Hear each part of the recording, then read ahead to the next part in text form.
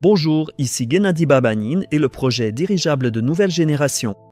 Il n'y a pas si longtemps, nous avons sorti un film documentaire sur la stratosphère, sur les premiers pas, les technologies, les matériaux, les principes et les particularités du travail, ainsi que sur les personnes qui, dès aujourd'hui, créent le futur à la frontière de l'espace. Si vous n'avez pas encore vu cet épisode, assurez-vous de le regarder après cette vidéo.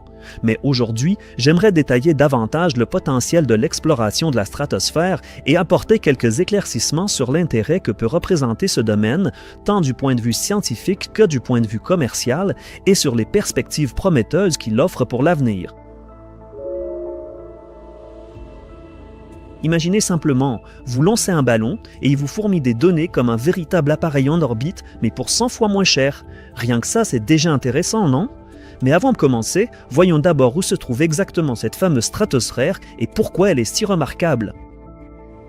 Imaginez un espace situé entre 11 et 50 km d'altitude, au-dessus des routes aériennes commerciales, mais encore en dessous de l'orbite des satellites. Une zone unique où la densité de l'air est des dizaines de fois inférieure à celle du niveau de la mer, où il n'y a pratiquement aucune turbulence et où la température reste assez prévisible et stable pendant de longs mois. C'est précisément pour cette raison que cette couche de l'atmosphère suscite un grand intérêt et possède un immense potentiel inexploité pour une percée technologique et la résolution de nombreux défis contemporains. La stratosphère est une plateforme naturelle pour l'observation, la communication et la recherche. Contrairement aux engins spatiaux, les systèmes stratosphériques peuvent être déployés rapidement, gérés de manière flexible et entretenus à moindre coût. Et contrairement aux avions et drones classiques, ils peuvent rester en vol pendant des semaines, voire des mois, en fonctionnant uniquement à l'énergie solaire. Mais pour que tout cela fonctionne ainsi, il est nécessaire de réaliser au préalable un travail d'ingénierie sérieux, car le lancement d'appareils stratosphériques présente aussi ses particularités, dont nous avons parlé dans notre documentaire sur la stratosphère. Le lien est dans la description. La stratosphère offre des possibilités que n'ont ni les systèmes terrestres ni les systèmes spatiaux. C'est le juste milieu, accessible, efficace et incroyablement prometteur. Le marché mondial des plateformes de haute altitude connaît une croissance fulgurante. Il passera de 1 milliard de dollars en 2024 à plus de 3 milliards prévus d'ici 2032. Cela représente une croissance annuelle de près de 18%. Et nous y voyons non seulement une opportunité commerciale, mais aussi une chance de changer le monde pour le meilleur. Alors, quel type de mission peut-on accomplir dans la stratosphère ? La première, bien sûr, c'est la communication et les télécommunications. Un seul appareil stratosphérique peut fournir un accès à Internet à une zone de la taille d'une grande région. Imaginez un réseau Internet haut débit déployé en quelques heures n'importe où sur la planète sans avoir besoin de construire des tours, de poser des câbles ou de tirer des kilomètres de fil. En Russie, il existe déjà des projets de lancement de telles plateformes stratosphériques avec Internet haut débit. Ce n'est qu'une question de temps et de notre préparation. Deuxièmement, il y a la surveillance et l'observation. Les sondes stratosphériques, équipées du matériel adéquat, peuvent suivre les incendies de forêt, les inondations, la migration des animaux, l'état des terres agricoles, et cela à un coût tout à fait raisonnable. Ce n'est évidemment pas la liste complète des domaines où les plateformes stratosphériques peuvent être utilisées, mais ce sont les principaux à retenir. Chez Aeronova, ces perspectives sont déjà claires et évidentes. C'est pourquoi l'entreprise développe parallèlement cette direction, la considérant comme l'une des plus prometteuses et intéressantes. Dès à présent, divers lancements de sondes stratosphériques sont réalisés pour répondre à des objectifs de recherche spécifiques.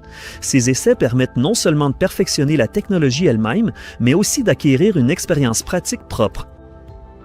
Lors de l'un des derniers grands lancements, l'équipe a testé la capacité de la sonde stratosphérique à se maintenir dans une zone donnée en modifiant son altitude de dérive et en passant d'un courant d'air à un autre. De tels appareils seront capables de stationner au-dessus d'un territoire précis ou de se déplacer selon un itinéraire prédéfini. Lors d'un autre lancement, l'objectif était d'apprendre le grand vortex nord avec la possibilité d'effectuer un tour du monde géographique. L'appareil a réalisé un vol autonome d'une durée de 84 heures, parcourant ainsi plus de 10 000 km. La vitesse moyenne était alors de 120 km à l'heure. À ce moment-là, nous n'avons pas réussi à effectuer le tour du monde, mais en réalité, ce n'était pas l'essentiel. L'essentiel, c'est que nous avons confirmé la fiabilité même de la structure de l'enveloppe, vérifié les modèles mathématiques du comportement de l'appareil dans les courants stratosphériques et testé avec succès le système de ballast. Et surtout, nous avons acquis une véritable expérience de dérive prolongée en altitude tout en maintenant le parfait fonctionnement de tous les systèmes embarqués. Car je rappelle qu'en règle générale, ces sondes Lansen ne survivent pas plus de 24 heures, soit une journée solaire. Et ce n'est que le début de notre grande aventure. Nous prévoyons de développer des sondes de taille bien plus importante qui seront également plus intelligentes. Si l'on parle de rentabilité économique, comparons un peu. Le lancement d'un seul satellite coûte des millions de dollars, et s'il tombe en panne, le remplacer prend des années. Une sonde stratosphérique coûte des dizaines de fois moins cher, peut être lancée en quelques heures au lieu de plusieurs mois, et si besoin, peut être rapidement remplacée ou modernisée. Les coûts d'exploitation des plateformes stratosphériques sont nettement inférieurs à ceux des systèmes satellitaires. Elles n'exigent ni lanceurs coûteux, ni mécanique orbitale complexe, ni des cycles de développement s'étalant sur des années. Et cela ne signifie en aucun cas que tels appareils vont remplacer ou concurrencer les satellites. Non, cela veut simplement dire qu'ils ouvrent pour nous un nouveau marché, encore totalement inexploré, des technologies stratosphériques. Mais soyons honnêtes, la conquête de la stratosphère comporte ses propres défis et difficultés, et tout n'est pas aussi simple qu'on le souhaiterait. Les températures extrêmes, le rayonnement ultraviolet, les vents changeants exigent des calculs d'ingénierie minutieux et des solutions adaptées. Mais c'est justement en relevant de tels défis que nous devenons plus forts, que nous sommes poussés à chercher des solutions révolutionnaires et à créer des technologies qui n'existaient pas auparavant. Qui sait, peut-être que dans 10 ans, la stratosphère deviendra un nouvel étage de la civilisation. Des plateformes permanentes assureront la connectivité, l'Internet stratosphérique deviendra une réalité même pour les coins les plus reculés de la planète. Et chez Aeronova, on veut être à l'avant-garde de cet avenir.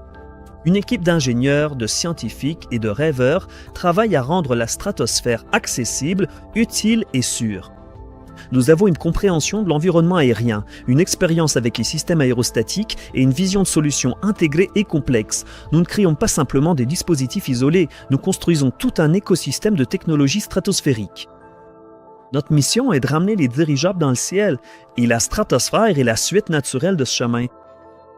Là-haut dans le ciel, où règne le silence et où s'ouvrent de nouveaux horizons, nous créons des technologies qui façonnent l'avenir. Chaque rouble investi, chaque solution technique, chaque vol réussi nous rapproche d'un monde où la connexion, la sécurité et le savoir sont accessibles à tous, partout.